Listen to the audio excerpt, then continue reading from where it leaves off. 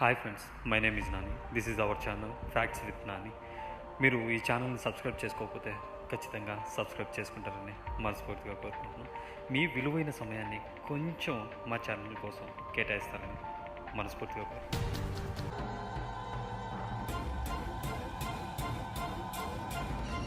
హిందూ మతంలో ప్రత్యేక పండుగ దినాలలో ఉపవాసం అనేది చాలా ప్రాముఖ్యమైనది. ప్రాచీన భారత మూలాలలో ముడిపడిన ఈ ఉపవాసం అనేది సుమారు 1500 BC నాటికి ముందు నుంచే ఈ ఆచారం ఉంది. ఋషులు, సాధువులు మరియు యోగులు లాంటి వారు ఎందరో ఈ ఉపవాసాల ద్వారానే దైవభక్తి, జీవన విధానంలో క్రమశిక్షణ లాంటివి పొందగలిగారు. శరీర శుద్ధితో పాటు మనసుకు శుద్ధి చేయగలిగే శక్తి ఈ ఉపవాసాలకు మాత్రమే ఉంది. ఇహలోక కోరికలను తగ్గించి దైవభక్తిని పెంచి ఆత్మను శుద్ధి చేయగలిగే ఈ ఉపవాసం అనేది ఆయుర్వేదంతో ముడిపడిన ఓ అద్భుత వైద్య వ్యవస్థగా పరిగణిస్తారు.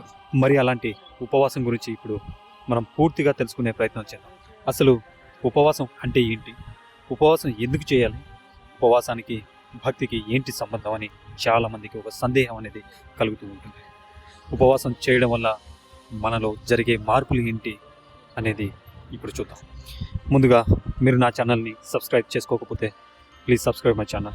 ఇలాంటి మరిన్ని కొత్త కొత్త విషయాలు మీరు తెలుసుకోవాలి అని అనుకుంటే నా ఛానల్ని సబ్స్క్రైబ్ చేసి పెట్టుకోండి. ఉప అంటే దగ్గరగా, వాసం అంటే నివసించడం, అంటే ఆధ్యాత్మిక విషయంలో దేవునికి దగ్గరగా ఉండడం, బాహ్య విషయాలన్నింటినీ వదిలేసి దైవ స్మరణలో నిమగ్నం అవ్వడం. ఉపవాసం అంటే భక్తికి మాత్రమే పరిమితం అనుకుంటారు చాలామంది, కానీ భక్తితో పాటు ఆరోగ్యాన్ని కూడా అందిస్తుంది. ఉపవాసం నుండి దైవ స్మరణ చేస్తే మనసు ఆ శుద్ధి అయ్యి దైవ స్మరణలో నిమగ్నం అవుతాం అనేది ఎంత వాస్తవమో, ఉపవాసం చేస్తే మన శరీరం శుద్ధి అవుతుంది అనేది కూడా అంతే వాస్తవం.